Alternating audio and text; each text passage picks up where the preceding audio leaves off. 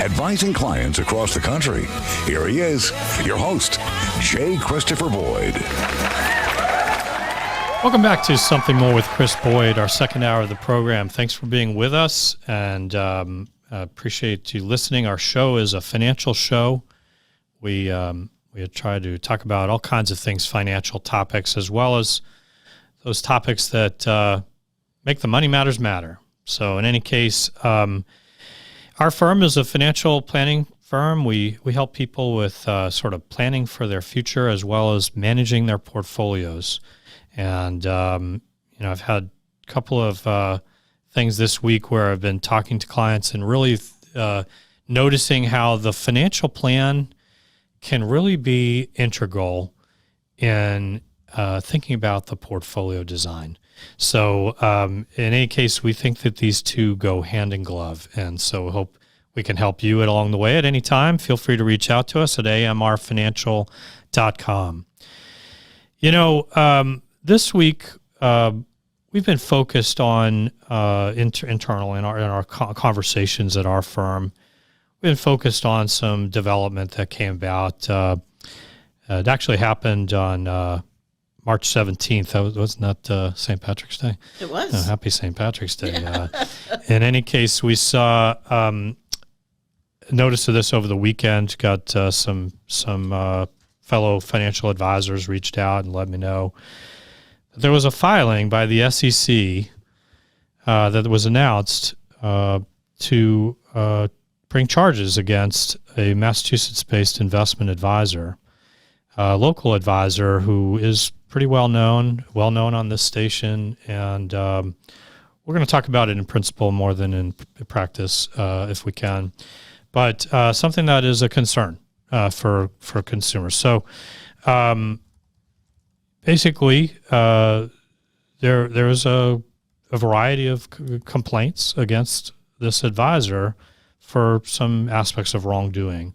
Someone who is portrayed as puts himself out as a fiduciary, but at the same time did not disclose significant compensation and supplemental compensation, and in their practices are questioned whether they essentially turned over annuities, and their base case, every client gets an annuity, which in this case was a high compensation commission type product, which just generally it's not to say there aren't places for annuities, but to say everybody needs an annuity is maybe a different mindset than we would hold. And Chris, we should probably also let the listeners know that as a registered investment advisory company, we are monitored by the Securities Exchange Commission, and they have they're the regulator. They're the regulator. I wouldn't want to say monitored as much as they regulate firms like ours. Certainly. Once a firm is over a certain size of assets under management, around $100 million, I think it is, in assets under management, they go from being on the state level for regulatory oversight to the federal level, the SEC. And so this is common. So just the nature of things. Right. And so this particular advisor had that situation where they had sizable assets under management in addition to these other insurance transactions or annuity transactions. I guess, first point is, and we'll go in talk a little bit more about this, but it's a frustration. As for the consumer, you think I'm going to try to find the right kind of structure to be well advised, and it's a black eye when you find at least allegations of this sort of wrongdoing that. It's a blemish to the industry and for consumers' confidence in how do they know who to deal with? How do you find a firm that is,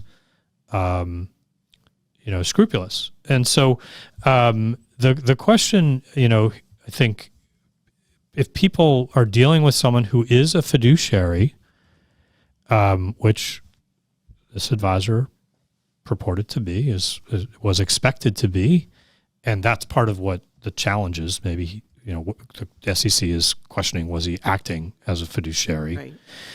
Right. The challenge becomes, as a consumer, how do you differentiate? How do you find who is and who isn't being a fiduciary and looking out for your best interests? And I think the challenge becomes, as we were saying, I think on air, but it might have been off air, that the consumer needs to always be their own advocate, even when dealing with good financial counsel, because in the case of good financial counsel, they're still trying to do the right thing by you, but they may not always be right? Number one. So you need to be your own advocate. But two, you need to be cautious, cautiously willing to trust, right? We trust is earned, I guess, is the part of the challenge of it. We were comparing this. So this was off air that we were talking about this earlier, but one of the things is, as a fiduciary and under the guidelines of the SEC, you need to fully disclose your fee structure to your client.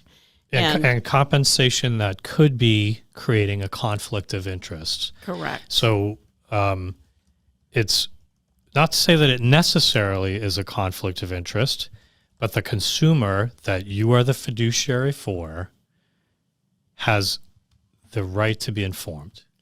Yes. To be attuned to. So it behooves the advisor to be mindful of this, to at least disclose how they're compensated, what are various forms of compensation, so that the consumer can make their informed decision as to whether or not their best interests are being met. Right. And sometimes as a consumer, even when you're trying to be your own best advocate, you don't know what you don't know, right? Right. So therefore, it's important to ask a lot of questions. Yes. Make sure you're dealing with someone, as we said, a fiduciary. That would be one kind of limit that you'd want to try to match. One indication. I do think that that's a good point you make, though. Oftentimes, there are sometimes you deal with an advisor and they get impatient with you when you ask questions. That's a red flag. Yeah. I don't know if that's the case here. I'm just saying sometimes people, they don't even ask questions. They just say, well, I trust you. Right. Which, is a compliment and flattering when people say that, but it's, the Cy Sims kind of approach to things. Is that good enough? An educated consumer is your best customer. Remember that slogan, yes. Cy Sims? For sure. That is the case when you're dealing with consumers. As much as it can be time consuming, but people need to have some ownership of these decisions so that they know that their best interests are being advocated for and accomplished. It's no different than if you have a medical issue and you're going to see it's different, but in comparison, right? Yeah. You're going to see your doctor. And making an analogy, yep. The doctor says you have this terrible disease. And you just say, okay, doctor, I trust you. Treat it however you think is best. Or you can be your own best advocate and you can say, how did I get this? What are the treatment what are options? the alternatives? Should I get a second opinion? That kind of stuff, right? Exactly. Yeah. And you're probably going to be happier with the outcome if you know all of the facts and in order to make an educated judgment. Instead of just blind trust or something like that. That being said, I don't. My point isn't to critique consumers in this. You know what I mean? We're just trying to say, hey, these are things that can help you for future consideration. But some of the things that are alleged in this filing. Let's talk. We talk about annuities a lot on this show. Yeah. Let's just talk generally about, and I talk about them a lot generally negatively. That's the thing that seemed to be recurring here was the sale of an annuity product, typically a fixed equity indexed annuity. So one of these indexed annuities that has some market participation, but it's not full participation. I don't have risk to capital necessarily, but I don't necessarily fully participate in what happens up or down, right? So there's some appeal to that, saying, oh, you don't have as much risk to loss, right? On the other hand, oh, you can get some exposure to upside. Sounds appealing. What happened here is that the advisor was collecting a fee to advise the clients and manage their funds or whatever, and then turn around and also sold them a relatively nice commissioned paying product. I think 7% or something like that was the kind of range it was in. So they got a decent commission for selling that product. Now, did they disclose that commission? If someone's selling you an annuity, ask about compensation, ask about fees. What is the cost of this product? How does that compare to what else I might do, right? Okay.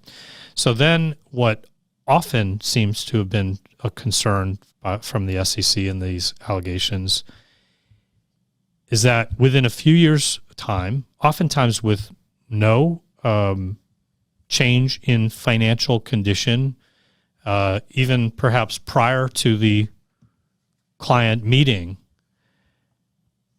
the advisor was seeking to replace the annuity with a new annuity, causing the consumer to have surrender charges, so a cost against their existing annuity. When they make this change, and a lot of times people would, well, if you think so, I trust your judgment, kind of mindset, they'd move it to another annuity. Now this new annuity, similar kind of product, maybe slightly different features, maybe, arguably something's different that, the justification for why it's better, type of thing. Yeah.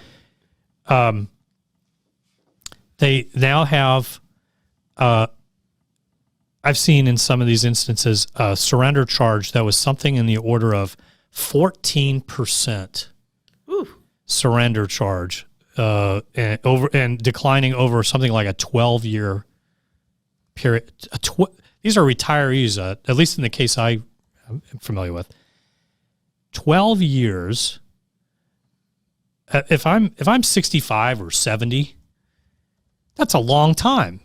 And to not be able to get at that, now there's a window. Oh, you could take some money out, but you're largely locking up a sum of money, in this case, for a decade plus, Yeah. and the surrender charge goes down over time, but that's a pretty whopper of a surrender charge to be exposed to right at the outset.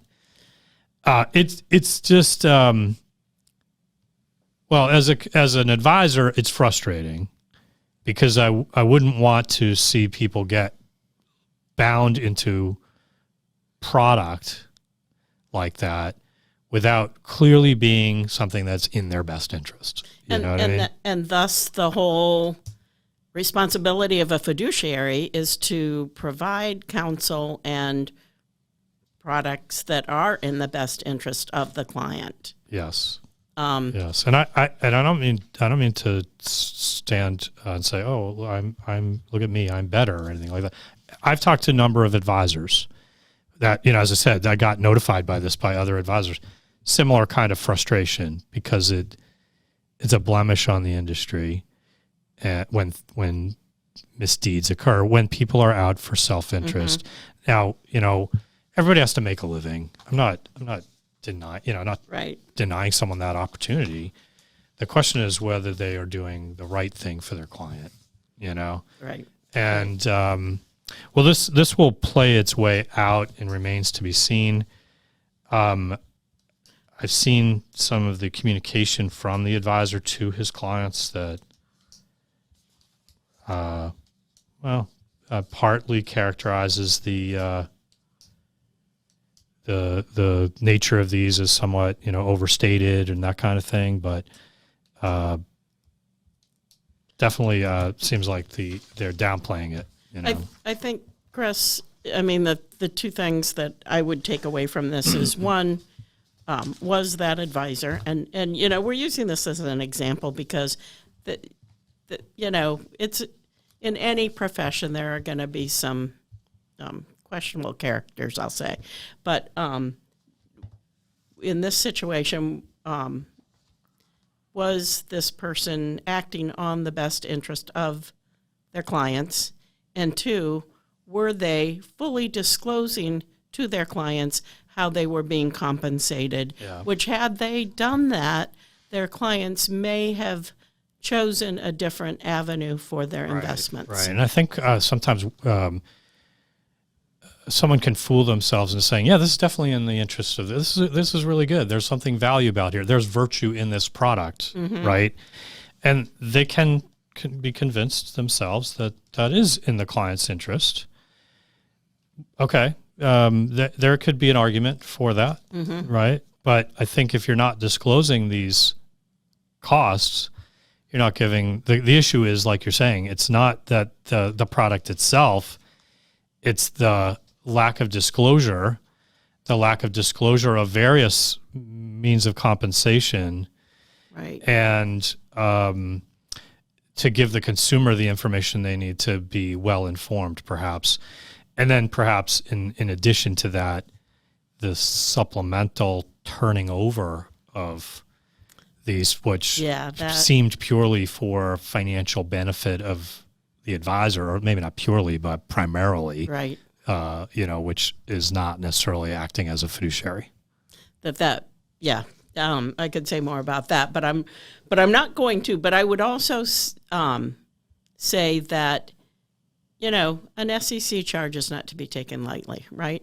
Yeah. They don't just automatically initiate a charge. That's something pretty serious. A lot of investigation before they move forward.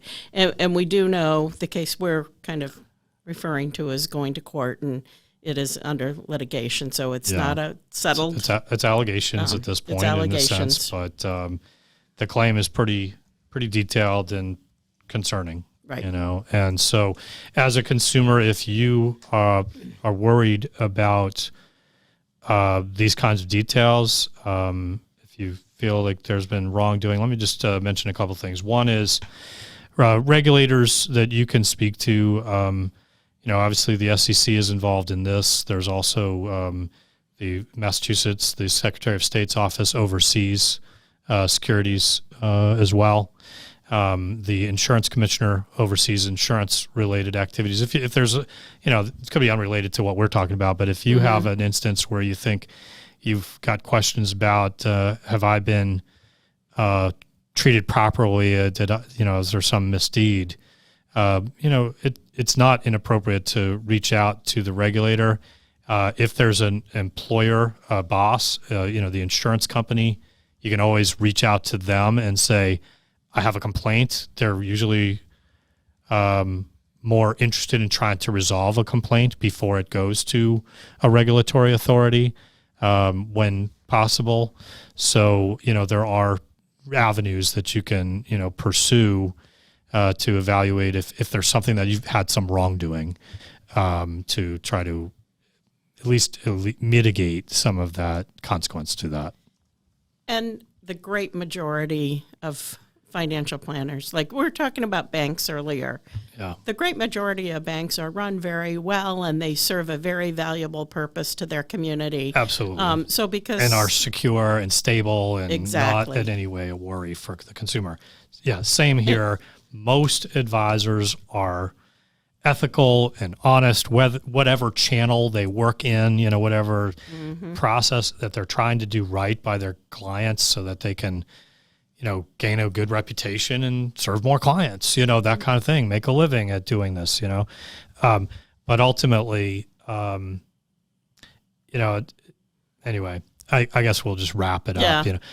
It's a concern. If you have questions about this and concerns about this, you can always do some Google work or reach out to your local regulator, to the SEC or the state Securities Division. And we did want to talk about this today, right, in order to make sure the general public, it's a public service announcement, basically. It's just a reality and that education. you have to be attuned to these concerns, and whether it's whether you're directly affected by this in this particular case or not, you just need to be tuned into the risks that exist and Yes. be mindful that you want to know full compensation. Advisors should disclose that compensation, and if they're reluctant to or unwilling to, maybe give you pause. Give you pause. Yeah. To think about to getting a second opinion, kind of thing. With that said, we're going to take a break, and we'll be back with another segment right after this. Stay with us. Welcome back to Something More with Chris Boyd. Thanks for tuning in each week. And if you missed some of the show, remember that our show is posted as a podcast, pretty much wherever you like to listen to podcasts. Download it, sign up, follow, so you get it every week. In case you don't happen to get in the car or when you're listening on the radio in the car or something. In any case, we hope you'll stay tuned with us in various ways. We're also doing some video recording these days. We're starting to do some YouTube. You can find our show in a whole bunch of ways. So thanks for being with us. Joining me still is Cathi Ingersoll, our marketing director. And, Cathi, I saw this article pass, how you get pop-ups on your screen every now and then. And, oh, yeah?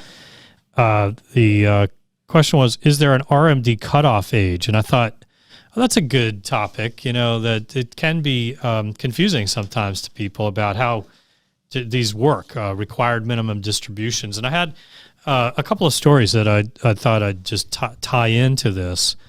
One of which was, we had a story recently where a client came to us and they transferred their assets over and prior to 72, prior to the required distribution age. And in the course of things, turns out there was one account that they hadn't transferred over. And so that last year in 2022, they turned 72 and were subject to a required minimum distribution. So this one account that hadn't transferred was subject to a required minimum distribution. It's a smaller account, but now if you don't take the distribution, there's a penalty tax, and the tax is 50% of the amount you were supposed to take out. Whoa. Now that's changed going forward with the Secure Act 2.0. I don't know if that applies for 2022 or if it's only for 2023 going forward, okay? But in any case, it would be unappealing either way. Then, so the new requirement is 25% is the penalty tax as a result of Secure Act 2.0. And if you rectify it, they might only penalize you 10%. So all kinds of like penalty, right? That you might be able to scale it back, but there's all kinds of headaches. So one of the things that I thought I'd mention, where it is still yet before tax season has completed, what we did in this case was we contacted the firm that still had the residual amount, this smaller IRA that had been left behind.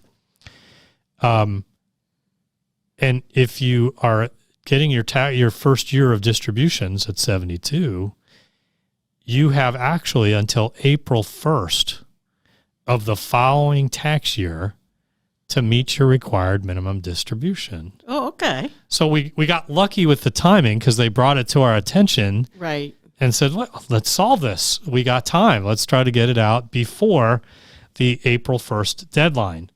So if you're in that situation, I just thought I'd share that. Someone may have that circumstance where if you had a distribution that you didn't take in 2022 when you turned 72, you are under the gun, but you still could maybe get it resolved by April 1st. Okay. Now, there are some caveats to that, and talk with your tax advisor. I think if your date of birth is at a certain time of year, it could affect that. But in any case, we lucked out. So that's one little tidbit I thought would be worth sharing with our listeners. Now, in addition, RMDs for required minimum distribution, if you are turning 72 this year, you don't have a distribution requirement this year. You don't have to do it until you're 73. Now, did that go up recently? That's also part of the Secure Act 2.0. That if you have when do required distributions start? For people who are turning 73 this year, you would have been 72 last year, so you also would have, you still have your RMD. But for people who are turning 72 this year, you do not have that distribution requirement. And going forward, it's 73 until I forget when it is. I think it's somewhere around 2033 that they change it to 75, something like that. But it does go up in a little ways off. So in any case, some good news there. Now, going back to this question of, is there an RMD cutoff? So we all understand what an RMD is. So let's just make sure. A required minimum distribution, RMD, required minimum distribution.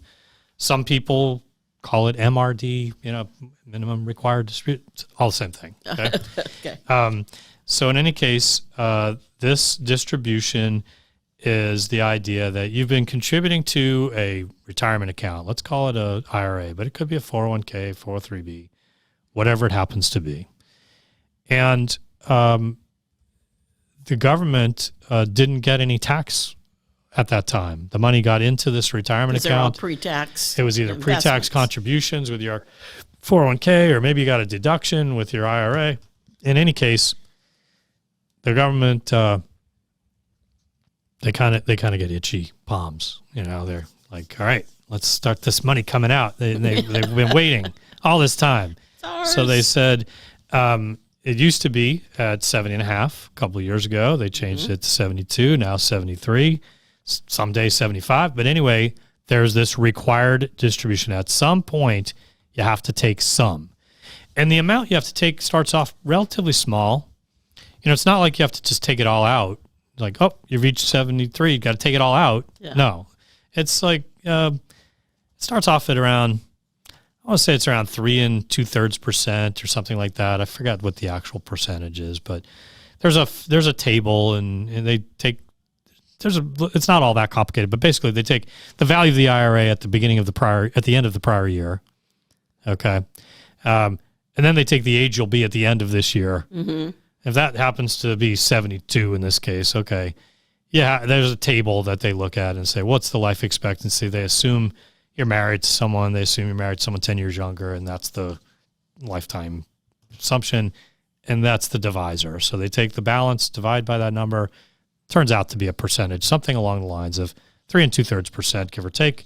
And then each year it goes up because, you're getting older and your life expectancy gets shorter. Okay. And they want to get that money. And they're eager to get that money, right? So by the time you get to 80, I don't know, maybe it's around 5% you have to take out, and so on. So it keeps going higher as a percentage over time. So in any case, but it's not, take it all out necessarily. Okay. So that's your required distribution.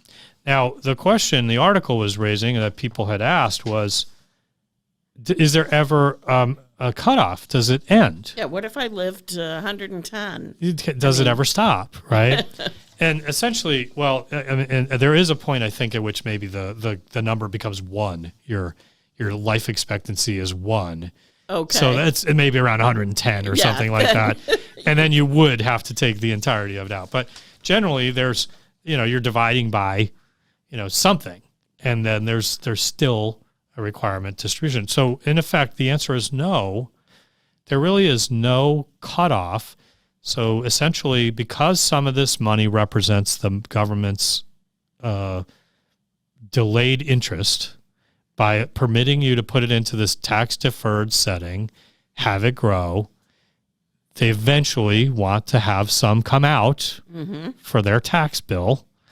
And so once you start your RMDs, they continue, and it never stops. Okay, so that's pretty much the deal there.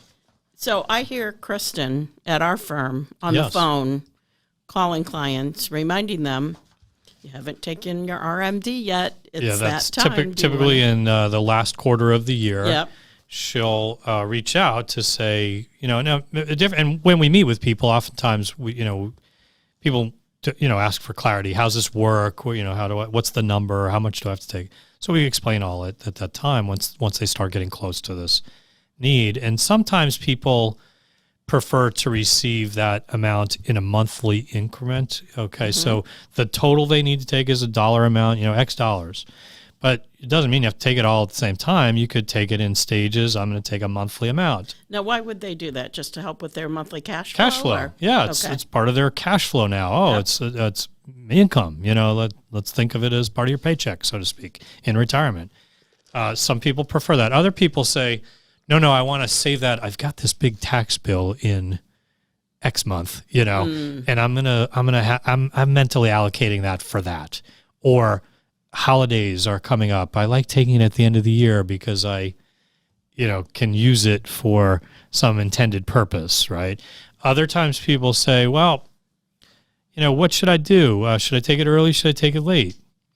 And oftentimes, if you have a constructive outlook of the markets, if you think markets are going to go higher over time, you're inclined to want to wait till the year's over. Later in the year, you've gotten the use of that money throughout the year. So people tend to delay to take it toward the end of the year. Okay. Just so that, it's been working for me in that time. Right. But we find most people, given the option, will take it actually in monthly increments.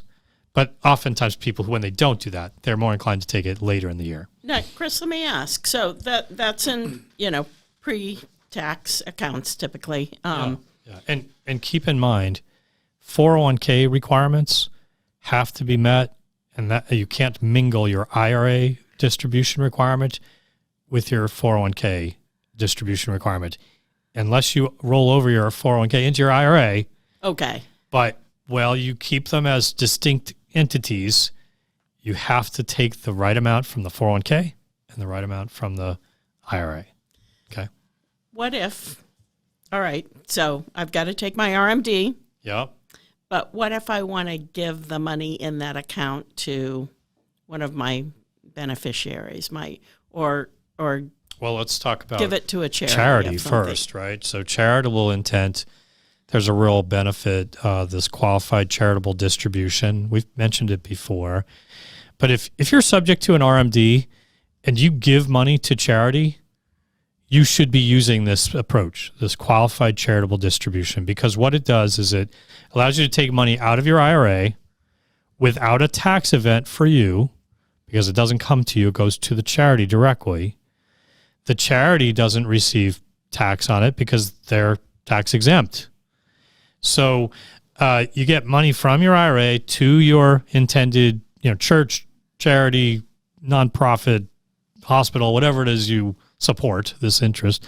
That's a appropriately type of registered company, the nonprofit. They get that money and there's no tax event. And it counts toward your required distribution. So if you have to take $5,000 and you decide to give $1,000 to your church, or one of the nonprofits we love to promote, right? Yeah, whatever. Right. You give to your favorite charity or whatever. That $1,000 comes off your $5,000 required distribution. Now you need $4,000 to take out and pay tax on. But that money got to the charity. If you do it the right way, it goes to the charity without a tax event. So it's just a matter of doing the right paperwork, really, to be able to do that. Yep. So in any case, but if you're dealing with heirs, you're saying, I want to give that money to, it's income whenever you take it. If in the case of outside of that charitable event, if you take a distribution from your IRA, it's a taxable income event, right? Okay. So you have to pay tax on that, and that's fine. That's the nature of the beast. So after that, you've paid the tax. You might want to have it withheld when you take it out, but either way, that tax is going to be due. But the money that you have, you could choose to spend it, save it, gift it, whatever you want to do, right? Okay, but Makes there's sense? No tax break unless it's going to a qualified charitable distribution. Correct. And in the right way. You got to do the right paperwork to accomplish that. All right. Anyway, that's a little bit of our little tax talk, I guess. Well, maybe that's a recurring segment, tax talk. Now, anyway, it is tax season, though, don't forget. And if you haven't filed your tax return, remember that it's coming due. We're just a couple weeks away, 3 weeks away.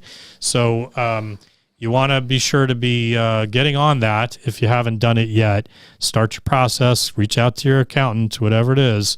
Get serious about it because it's coming due soon.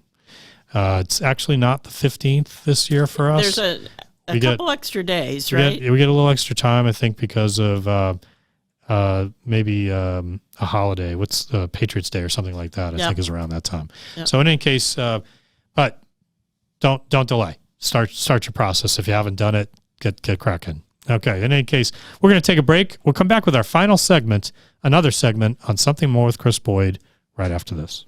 Welcome back to Something More. Thanks for being here. We got our team with us, a lot of our team members again. Brian Regan is joining us back, as well as Cathi Ingersoll. And, I don't know, do you guys, this time of year, it's March Madness. Mm-hmm. Do you pay attention? Do you, did you fill out the brackets? Did you make your bets? You know what? I did not, but I lost interest because the two teams I wanted to do well in it, Iowa State, my alma mater, and University of Vermont, my son's alma mater, they fell out on the first round. So I stopped watching. Okay. All right. No interest now. How about you, Brian? I absolutely love it. It's been one of my favorite things that happens all year since I was a kid. Do you do the whole brackets and chart it and see how you do? I do less of that now, but I used to do it all the time. I mean, now I fill out like one, but I have no idea, how I'm doing in it. I have to say, my attention's taken in 25 other directions. Other directions, priorities. Well, I have to say, when my sister was passing, I started doing the March Madness, and it was just something we kept, things, kept it light and, so forth. And it was fun. It does keep you more engaged, I will say. I didn't do them this year, but I think I'm more, I've been watching more of the games this year. There've been some really great games to watch. So in any case, I've been paying attention, enjoying it.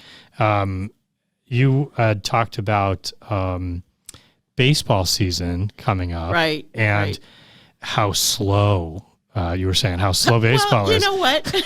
Well, I was there, have you heard there's changing the rules? They've made some changes. No. There's some tempo requirements. No kidding. No one else heard this? Brian, you up on this? I'm all over it. I do not know this. I'm a baseball fan, and I've even been watching some spring training games. I record them every night and watch them when I have trouble sleeping at night, so sometimes I watch them in the middle of the night. And it's awesome. You got the pitch clock is fantastic. The pitcher has to deliver the ball within 15 seconds. If there's nobody on base, within 20 seconds. If there's somebody on base, the batter needs to be in the box within 8 seconds left of the pitch clock. It just keeps the games moving. The bases are bigger, so there's probably going to be more stolen bases and all that. They can't do as big as shifts anymore. So there's going to be more balls in play. It's really exciting. It should make it interesting to see how it plays out anyway. You know what, though? There are some sports that are just better. You get a better experience when you're there in person watching them, and I think baseball is one of those, right? I would agree. Because it's not just the game, it's the whole environment. It's true. It's true. It's a lot more fun in person. Yeah. But this might help to make it a little more energetic. I mean, one of the things that certain sports have some energy behind them that, basketball, it's nonstop, back, forth, Watch the last 2 minutes and you'll see the whole game. There's some truth at times in that. But, well, all right. Well, anyway, it'll be interesting to see how it plays out. So in any case, and we're going to have some opportunity to go see the Red Sox this year. I think the Elite Eight on the March Madness starts this weekend, right? It's the Elite Eight this weekend. That's right. 16, and so now we're getting closer. Close. All right. Let's switch gears back to something more substantive. That was fun, but so Brian, we were going to talk a little bit about a lesson that we've run into from time to time, Came across a case this last couple of weeks with a client who had a prospective client who had a pretty sizable position in a single company. It's a pretty good company, but what was it? Something like 75% of her investment portfolio was in a single company. Mm-hmm. Tell us your thoughts on how do we resolve this when dealing with a client? There's naturally embedded tax and been there forever, right? Yeah, so it's sometimes it could be a struggle, right? If it's in a qualified account, it's obviously not a problem. You just sell it and diversify it into a portfolio. Yeah. Otherwise it can be a problem. In this particular situation, it was Verizon. We don't hold Verizon in discretionary accounts, but I actually do think it's a pretty good value right now, which made it a little bit more complicated, right? Because right. Under normal circumstances, if it was a well-diversified portfolio, I wouldn't really be dying to sell it. But since it's so concentrated, I don't want to be really concentrated in any particular stock, even if it is like a utility like Verizon. Where do you draw the line on concentrated? What, how should we, we typically advise people about, how much is too much? It's a good question. I mean, I think it depends on different people's risk profiles. Our biggest position in an individual stock portfolio, which is a fairly concentrated portfolio, is 7%. So I can't say that I wouldn't go, up to 7%, but that's fairly concentrated. We're trying to outperform in that portfolio.